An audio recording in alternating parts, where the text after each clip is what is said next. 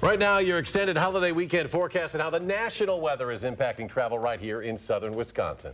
And later, the shifting trends of Black Friday shopping. What to expect this year? Straight ahead.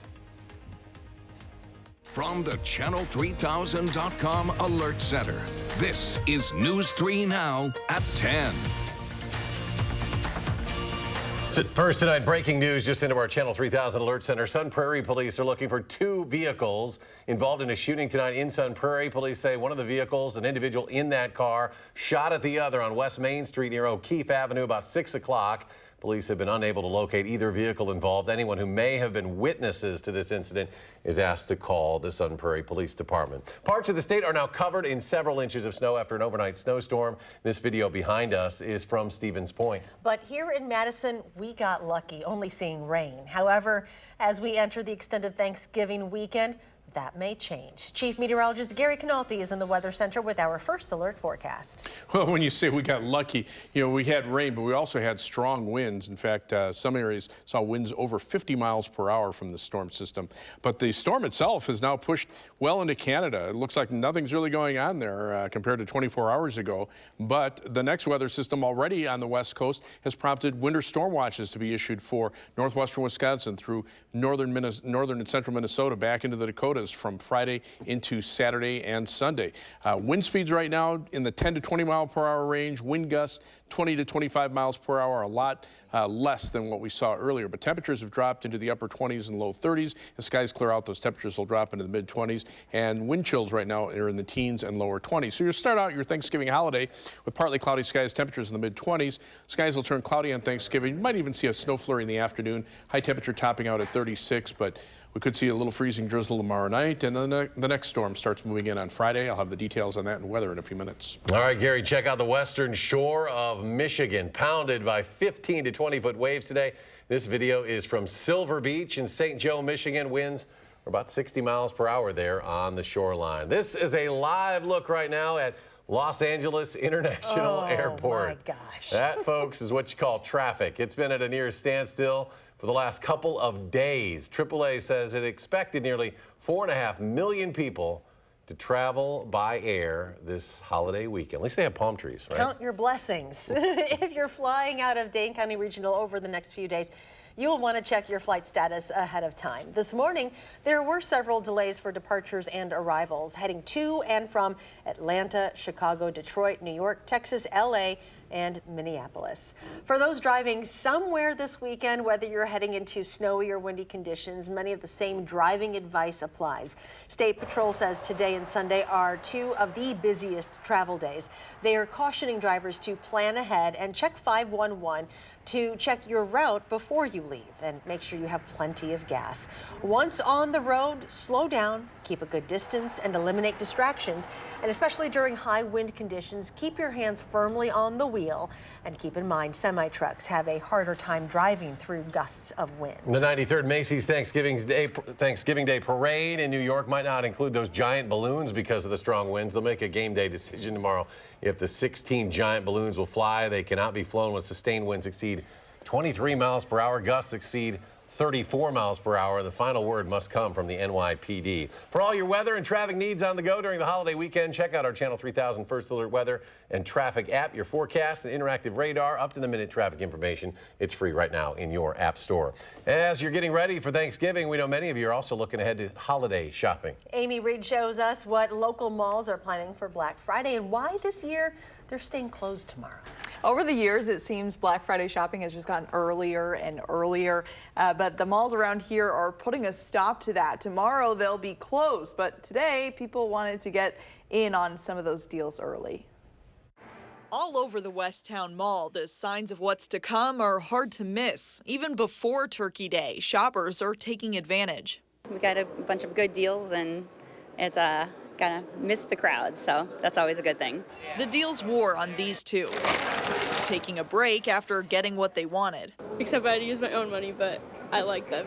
While the department stores set their own hours, the malls themselves and the shops inside are closed on Thanksgiving. Same with Hilldale Shopping Center, reversing the trend of stores opening earlier and earlier for shoppers.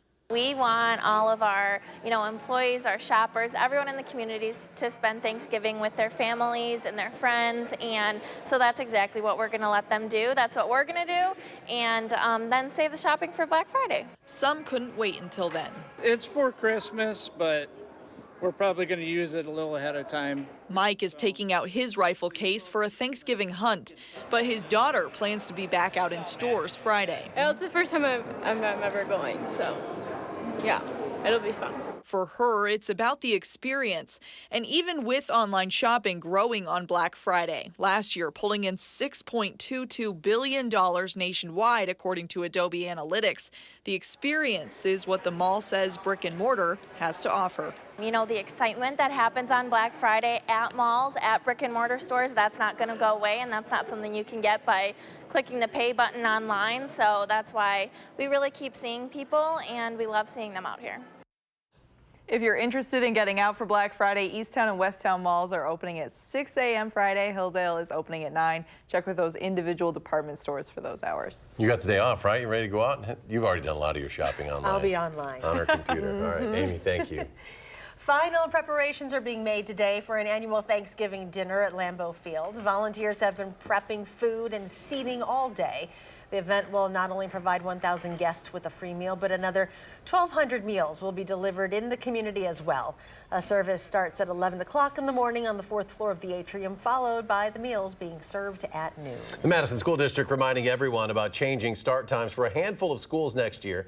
In a letter sent to parents today, the district says starting next fall, Hamilton, Toki, and Wright Middle Schools will move to an 8:40 start time. Midvale, Lincoln, Chavez, and Olson Elementary Schools will move to an earlier 7:50 start time. The complete schedules are located on the district website. A former school bus driver in Aurora, Illinois, outside Chicago, has been caught on camera drinking behind the wheel. This surveillance video appears to show Michelle Passy buying beer earlier this month. Officials say a bus camera later recorded her taking sips from a brown bag during her morning route. She was actually busted by the store clerk, who notified school officials after seeing her getting into the bus. Former President Jimmy Carter has been released from the hospital today. He's been there for more than 2 weeks following a procedure to relieve pressure on his brain.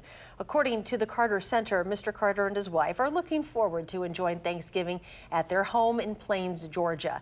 The 95-year-old was admitted to the hospital on November 11th due to bleeding from recent falls. Massive explosions at a chemical plant have rocked a neighborhood in South Texas. At least 3 people are injured.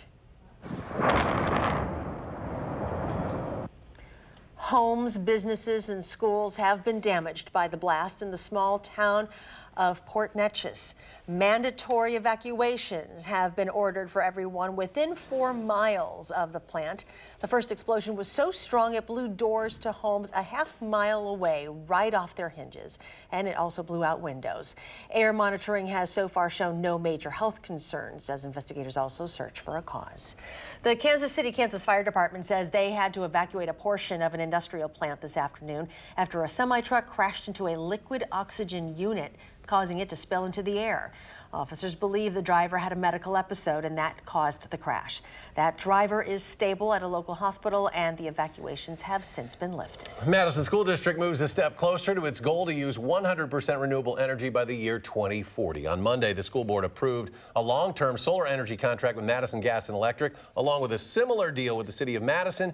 MG&E will be able to build the 7-megawatt Hermsdorf solar project in Fitchburg. There's a new website to help Wisconsinites with the 2020 census. Governor Tony Evers launched WI Count 2020. That'll include information, guides on how to participate, and also how to get involved with local complete count committees. The 2020 census will be used to determine how more than $600 billion of federal aid is distributed to all 50 states. Go to wicount.wi.gov for more information. Still to come on News 3 now at 10, your full forecast, including a chance for some more unfavorable travel weather this weekend. But first, kids and adults alike are becoming addicted to video games. Now there are actually rehab centers for that issue. How to tell if your loved one might be going down that path. Just ahead. Stay with us.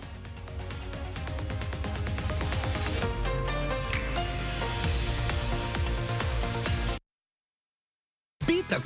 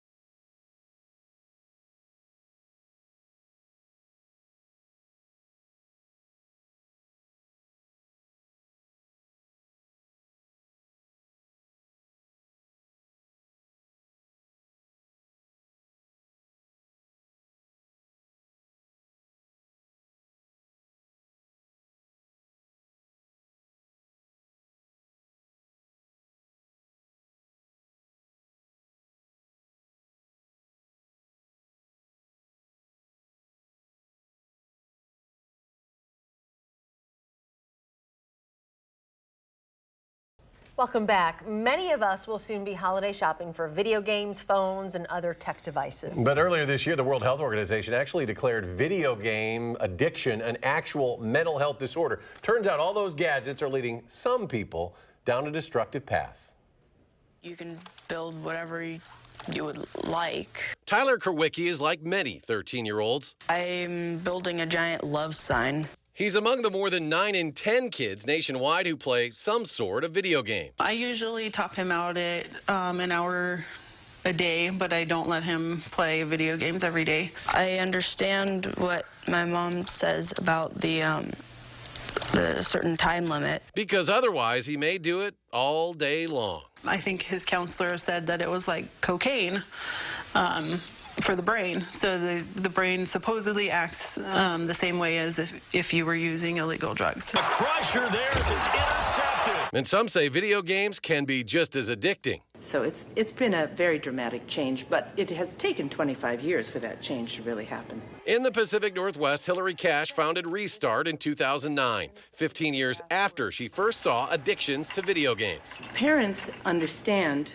not to hand drugs and alcohol to their kids, but they don't understand that video games, for instance, can be very addictive. Restart is for those addicted so badly to their phones, the internet, or video games that their lives are in shambles. Academically, we're working with teenagers and young adults. Most of them are failing academically because the gaming has taken over their lives. Sean Green is a UW-Madison psychology professor who has studied how video games affect our brains. He knows parents always think their kids are playing too much, but if they are just, enjoying the time that they're spending playing games, then, it's unlikely to have any, actually, we wouldn't consider it to be an addiction in that case. He encourages parents to look at the bigger picture. If there are negative outcomes, there are kind of real damage happening to someone's life in terms of their academic success, their social relationships, then there's room to be concerned. Where places like Restart come in is for those so addicted to digital technology that their lives have been altered. Their families are mad at them. They're not getting along with their families. These are the kinds of consequences that we see. And so by the time they come here, they're usually extremely depressed, sometimes suicidally depressed. It's a rehabilitation process that begins with an important first step. First, they need to be away from screens, and they are away from screens for a minimum of 2 months. And then during that time, we're really building the foundations of health. Stopping it before it gets that far starts with a conversation, engaging your child either with a plan to play less or by playing the game with them to know exactly what they're up to. It's a really great way for parents to interact with the kids because, kids like being better than their parents at stuff, right? Or to be able to explain things that their parents don't know. So I always suggest that parents play with their kids and just get over the frustration of the fact that they're better than you at it. If parents can involve their child in the design of how things are going to be changing, they get buy-in from the child, and that'll work much better. As for Tiffany, it's about making sure Tyler experiences other life moments. He's a kid. I want him to have those moments, but I want to make sure that he's also outside getting his hands dirty and learning real life skills as opposed to pressing buttons on a video controller. My school, some kids think that video games are easier than actually making friends, and I just very much disagree with that. A Restart is near Seattle. There's really nothing like it around here. The 2-month initial program cost, though, Cash says, about $550 a day. And for now, insurance doesn't typically cover these kind of treatments. If you have any concerns that someone you love has such an addiction, the best place to start is with your primary care provider. Well, we now know when the first Lou Malnati's to be built in Wisconsin will be opening. According to a release, the Chicago-style pizzeria will open on December 11th in Fox Point. That is exactly 2 weeks from today.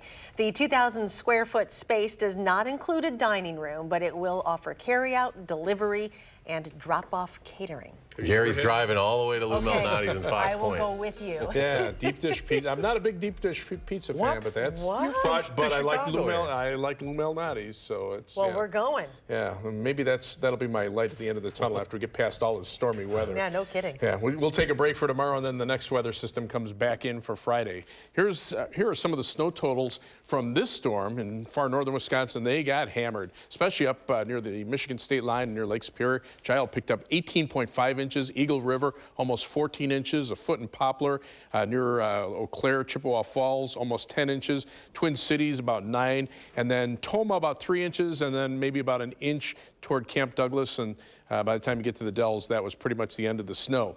Doppler track right now, things very quiet. Even the lake effect snows are starting to wind down, although there's still a fair amount of wind up in the northern portion of Michigan. You can see the maximum wind gusts today. It says 44 for Madison, but actually we checked, we did hit 47-mile-per-hour wind gusts. Milwaukee hit 52. Chicago says 53, but O'Hare Airport in Chicago did have a 61-mile-per-hour wind gust. And near Peru, there was a thunderstorm last night that produced a swath of high wind damage between 90 and 100 miles per hour, according to the National Weather Service survey there. So you can see we were not alone across the Midwest with the high winds. Now for tomorrow, things a lot calmer. For Thanksgiving, we'll start out with temperatures in the mid to upper 20s. Clouds will gradually thicken up during the day, and we could even see a few flurries late in the afternoon. Temperatures in the middle 30s. But we then turn our attention to the weekend storm. Alert day in the forecast for Sunday. It'll be windy with just some light snow, maybe an inch or two of accumulation here, but at a busy travel time, it's going to cause some issues. Future track snow potential. This is for the weekend storm, showing the potential for a half a foot to a foot of snow in the northern part of the Midwest, whereas down here in southern Wisconsin, maybe an inch or two. A lot of it will depend on temperatures. Some of that may melt before it reaches the ground, but already winter storm watch has been issued for northwestern Wisconsin through much of northern and central Minnesota, including the Twin Cities, just in time for the Badger game, as well as parts of the Dakotas. Now, the live view from the Edgewater Skycam in downtown Madison, things are pretty quiet tonight. The winds are starting to calm down.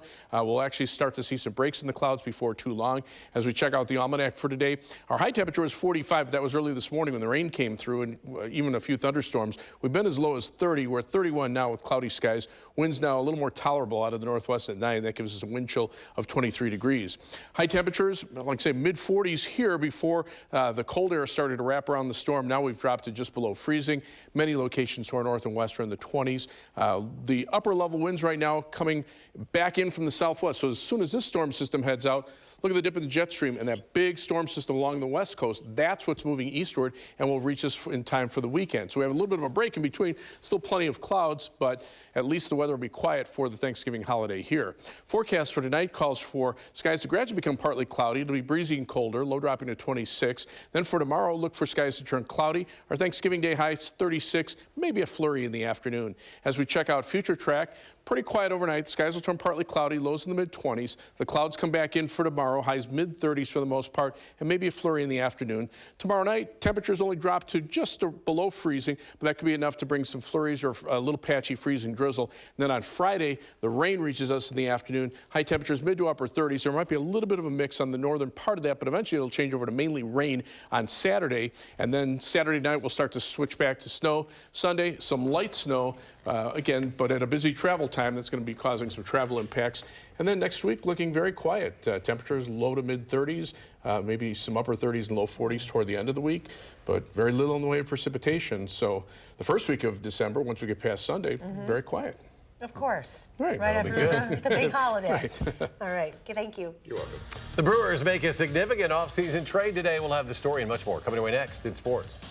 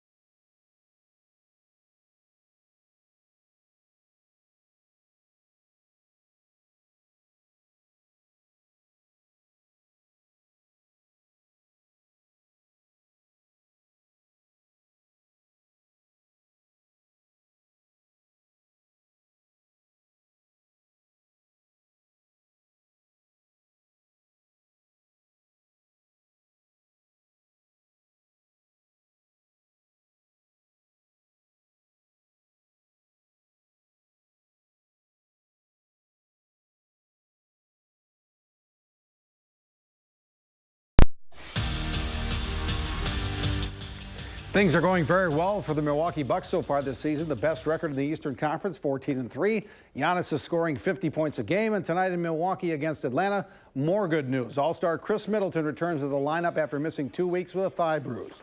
And Middleton looks like Chris Middleton. Here's a sneaky little move to get Evan Turner in the air, get the basket, and draw the foul. Middleton scores 16 in his return. Giannis had 30 and 10. Final score, Bucks 111, Hawks 102. Former Buck Jabari Parker had 33 for the Hawks. The Badger men's basketball team has signed up for a Thanksgiving week tournament in Fort Myers, Florida next November. The Fort Myers tip-off will feature the Badgers, Butler, Colorado, and South Florida for their third annual tournament, November 23rd and 25th next year. The Brewers traded Trent Grisham and Zach Davies to San Diego today for a couple of young and rising stars, at least they hope they are.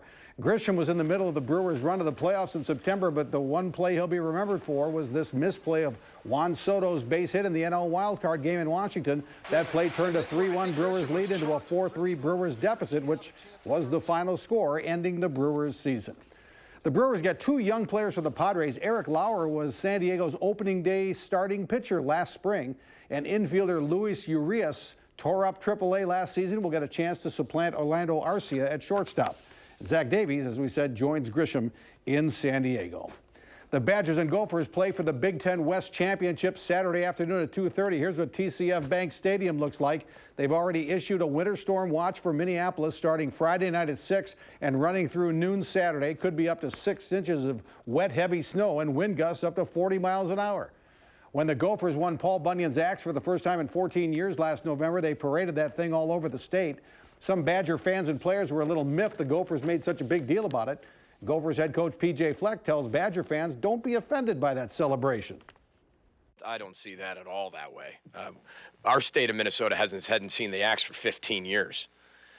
I mean, that's like finding your long-lost grandfather and knowing that he exists, and then you find him. Don't you want to go see him? If he exists and he's in the state, you're going to probably drive and see the guy.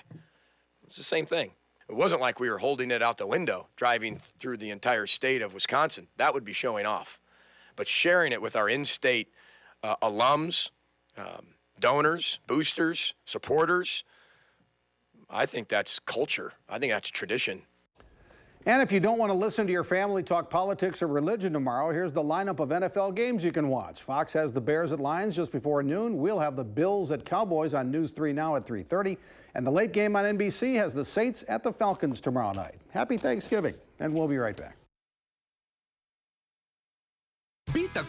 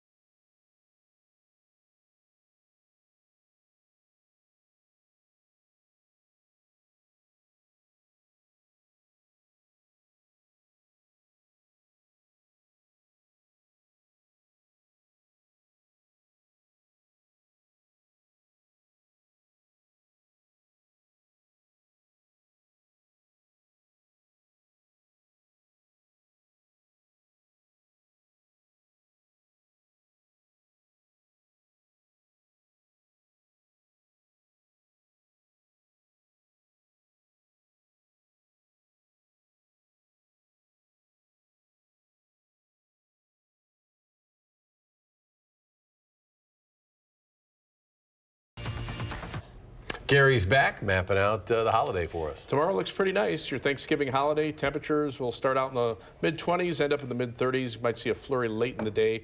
Temperatures right now are in the upper 20s to the lower 30s. Wind chills, though, make it feel about 10 degrees colder.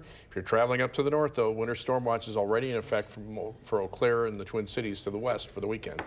All right, thanks for joining us. Have a good holiday. Do something good.